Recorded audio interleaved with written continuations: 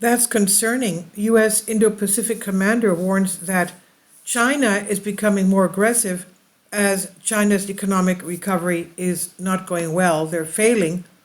One of the biggest questions of our time is whether China and the United States can escape Thucydides' trap.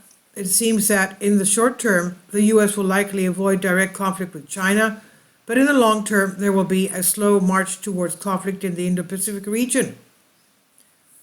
On Tuesday, Admiral John Aquilino, the head of the U.S. Indo-Pacific Command, Indo-PACOM for short, told reporters in Tokyo that China has become increasingly aggressive across Asia.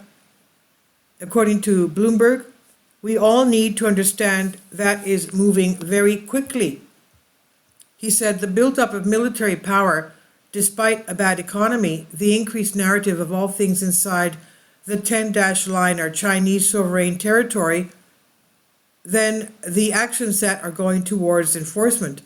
After serving 3 years as the head of Indo-PACOM, Aquilino will step down. He oversees 380,000 soldiers, sailors, Marines, airmen, Guardians, Coast Guardsmen, and Department of Defense civilians. He warned about rising tensions near the second Thomas Shoal, where the Philippines has held the line since World War II.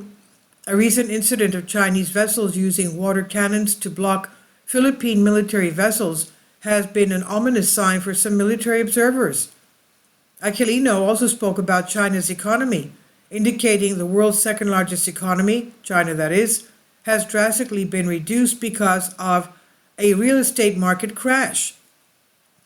You go ask any economist of the Chinese are if they're going to deliver 5.3% growth, and they will tell you no way, Aquilino said. Aquilino also called North Korea leader Kim Jong-un's regime disgusting for spending large sums of money on the military, while a food shortage ripples through the country. Aquilino's comment comes days before U.S. Secretary of State Antony Blinken travels to China. He's expected to convey Washington's deep concerns about China's support for Russia's defense industrial base.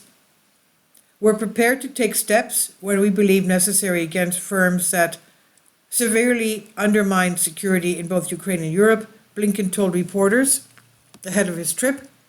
David Asher, a senior fellow at the Hudson Institute, commented on Aquilino's remarks, and he said this: Admiral Aquilino has been a forward-thinking, leaning, and acting U.S. combatant commander in the Indo-Pacific, but the facts on the ground and sea have been allowed to strategically favor communist China, which has fortified coral reefs and atolls across the South China Sea and fanned its naval forces across the region, from the sea surrounding Japan to Taiwan to the Philippines and Vietnam. China's relentless expansionism has been largely unopposed. Beijing cannot be allowed to continue its expansionist wave. It's time for the US, Japan, and Australia to link up and provide active protection to the Philippines and start to begin freedom of navigation missions to Taiwan. Incoming Commander Admiral Sam Paparo will have a lot on his plate, he said.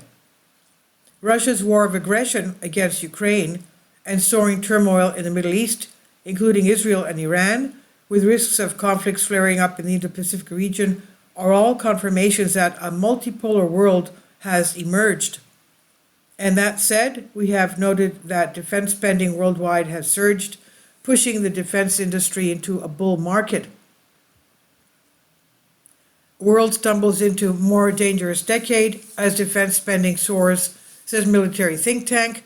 Germany reportedly goes on military spending spree to hit NATO spending minimums for first time. Lockheed Martin wins $17 billion interceptor contract to protect U.S. homeland. German tank builder says new decade of security policy begins as defense bull market roars.